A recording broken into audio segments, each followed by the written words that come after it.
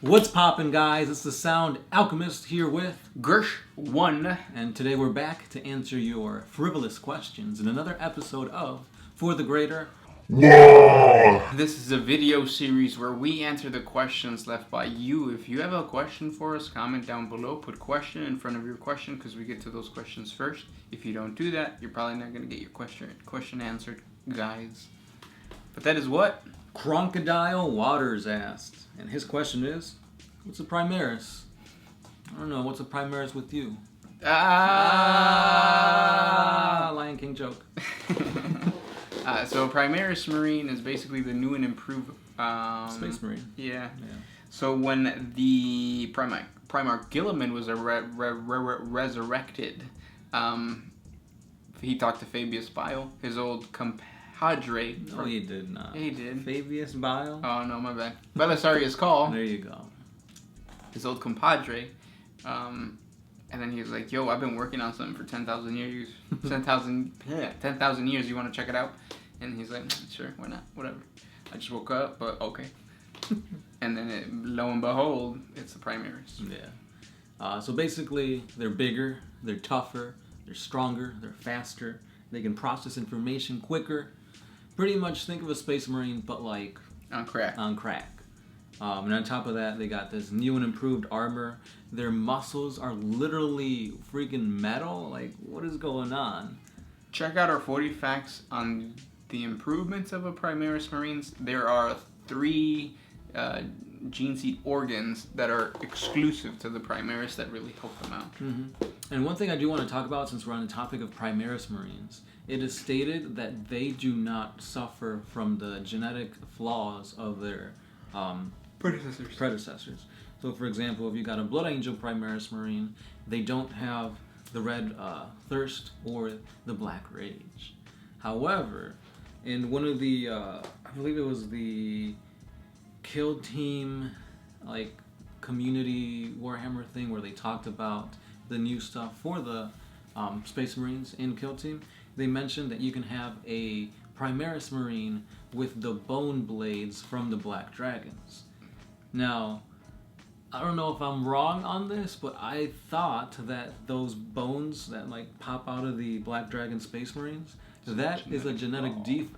Yeah. So how would a Primaris Marine have this? Yeah, that's fishy because like there's certain areas that actually say that the flaws are gone, but others say they're not. Yeah.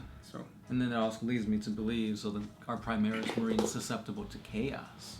Like, would you say it's a genetic flaw to fall to chaos or no? No. Especially if it's an ergo, because it's like you're just trying to survive. That's not a flaw. But natural. Is it a flaw to stray from the Emperor?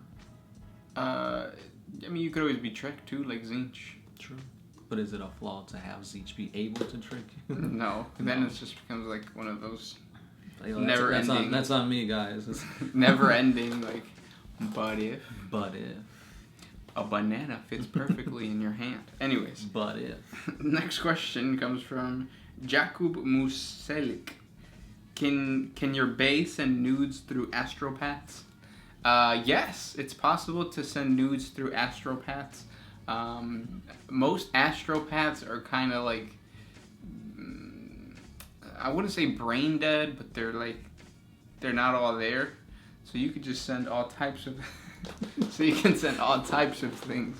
I mean, they are called astropaths for a reason, guys. Yeah. You could even catfish in the 41st millennium. So if you're talking to like some Adeptus Sororitas, be careful. It might be a Gretchen. Her name might be Gretchen.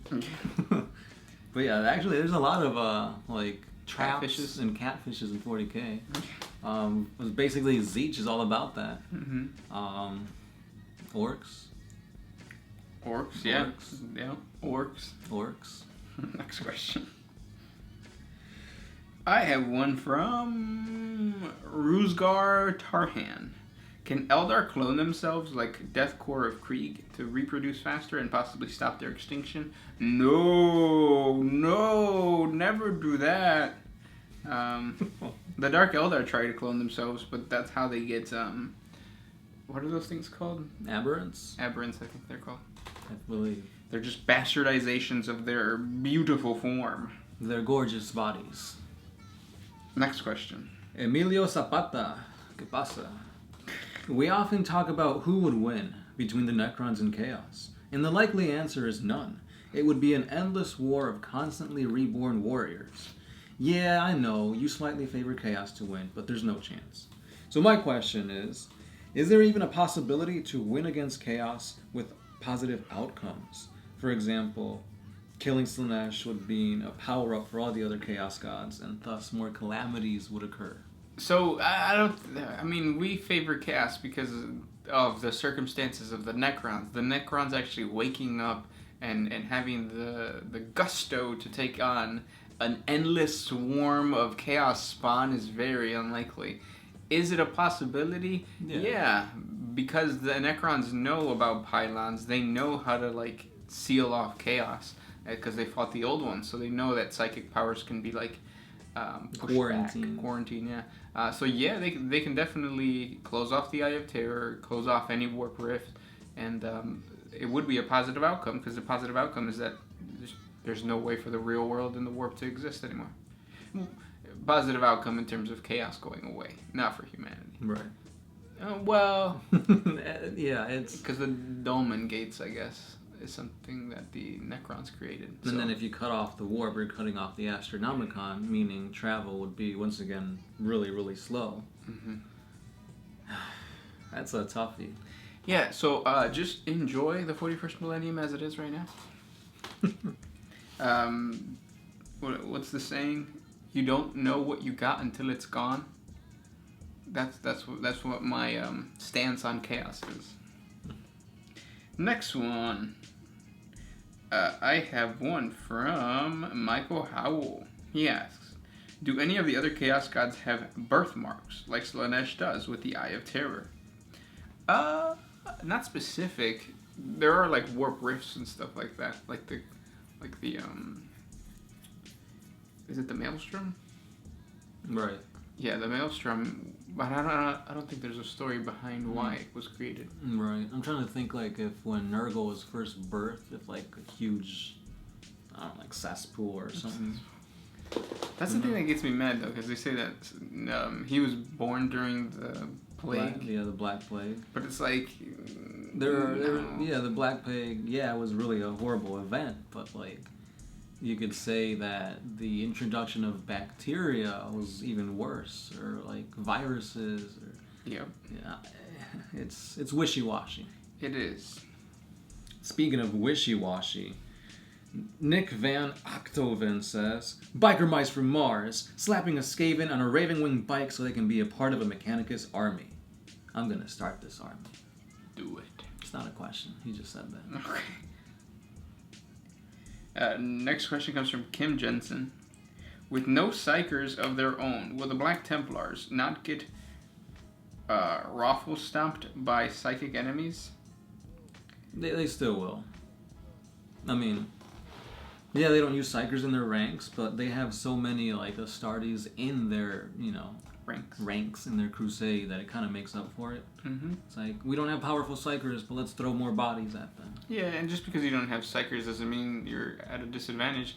Anybody fighting, what are they called? The Thousand Suns would lose. Right, because they're all Psychers. Yeah. Keep hollering at us, though. Next one. Federico Delghi Espositi. Which Chaos Space Marine Legion is the less chaotic? Like, which one still has a sense of discipline and reason, despite serving the Dark Gods? I think the Alpha Legion.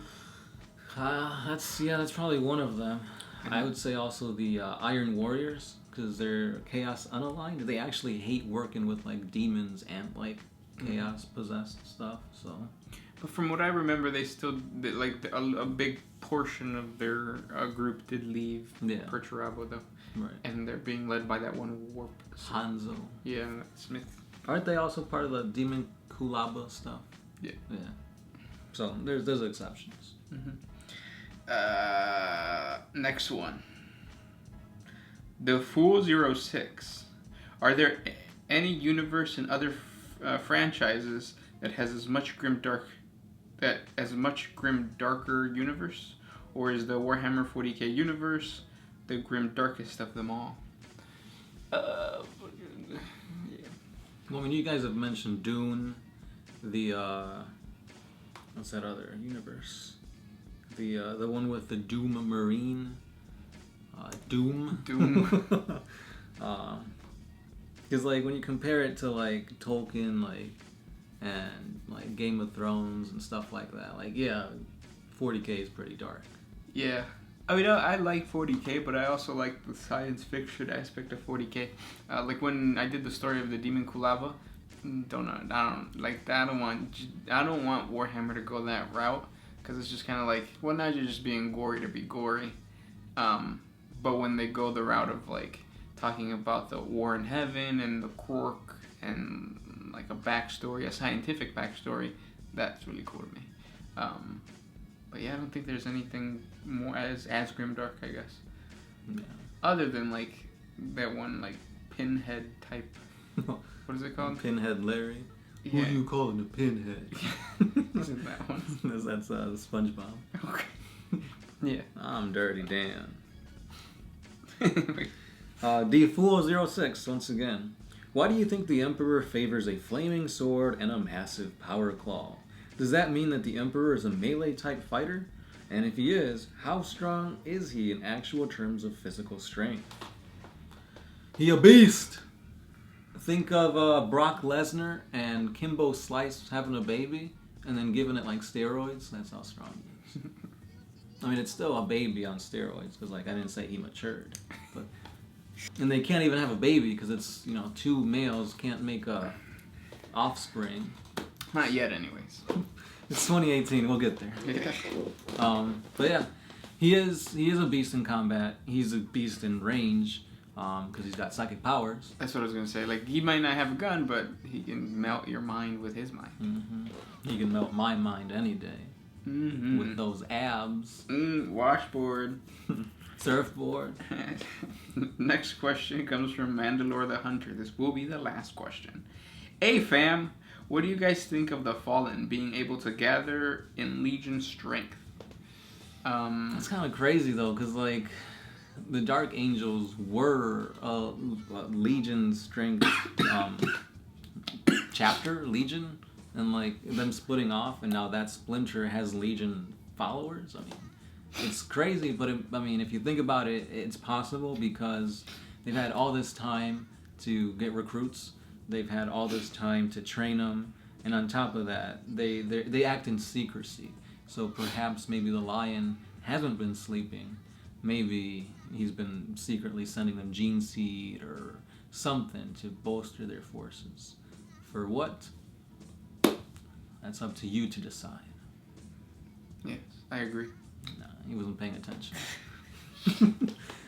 And those are the questions for today. Thank you for sending those questions our way. If you guys have more questions for us, don't forget to comment down below. We have a Patreon. It's a simple $1 a month. It helps us create more videos for you guys. Thank you. That's right. If you guys want more content, head on over to our Instagram page, our Facebook page, and yeah. This is the Sound Alchemist. Gershwan. And we're out of here.